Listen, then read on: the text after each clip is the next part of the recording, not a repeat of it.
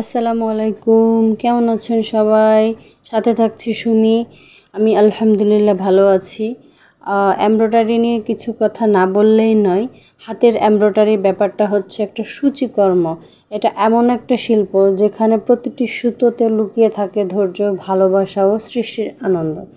এটি শুধু পোশাক নয়, হৃদয়ের অনুভূতিকেও সাজায়। আজকের ভিডিওতে আমি আপনাদের দেখাবো কিভাবে সহজ কয়েকটা ধাপে আপনি তৈরি করতে পারেন দারুণ এবং এমব্রয়ডারি ডিজাইন।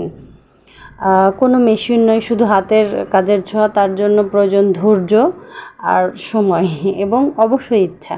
নতুনদের জন্য এটা একদম পারফেক্ট। ধাপে ধাপে দেখাবো কিভাবে সুতা তুলবেন, ডিজাইন ট্রান্সফার করবেন আর সুন্দর সুন্দর স্টিচ করবেন।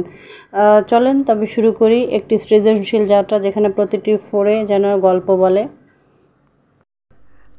প্রথমে আমি আমার পছন্দ মতো কালার এবং ফ্যাব্রিক নিয়ে নিয়েছি। এখানে কাঁথায় স্টিচ দিয়েছি একদম সোজা করে। যথাসম্ভব সোজা রাখার চেষ্টা করবেন, সোজা রাখলে সেলাইটা অনেক সুন্দর হয়। আর অবশ্যই সুতার যে কম্বিনেশনটা, ওটা আপনার ফ্যাব্রিকের কালারের উপরে ডিপেন্ড করবে।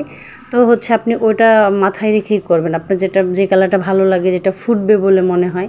তো আমি হচ্ছে ফেব্রিকটা তো দেখতেই পাচ্ছেন, আমার ফেব্রিকটা হচ্ছে নেভি ব্লু, এর উপরে হচ্ছে আমি ম্যাজেন্ডা এবং ইয়েলো দিয়েছি।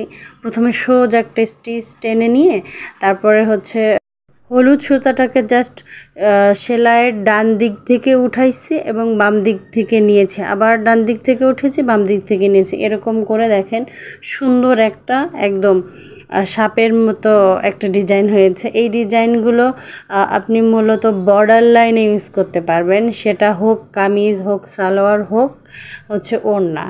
ওই ডিজাইনটা বেশিরভাগ আড়ঙে ব্যবহার করা হয়, আমি দেখেছি। তারপরে আরেকটা বোনাস হিসেবে নিয়ে আসছি বো ডিজাইন। এটা বাচ্চাদের ড্রেসে, বাচ্চাদের ক্লিপে বা বড়দের জামাতেও অনেকে করে শখের বসে, সেটাও সুন্দর লাগে। আমি জাস্ট সুতা নিয়ে লেফট রাইট এরকম উঠিয়ে নিয়েছি, মাঝখান থেকে সিকিউর করে দুইটা নিচের দিকে ডালের মতো দিয়েছি। এটা হচ্ছে পারফেক্ট একটা বো ডিজাইন।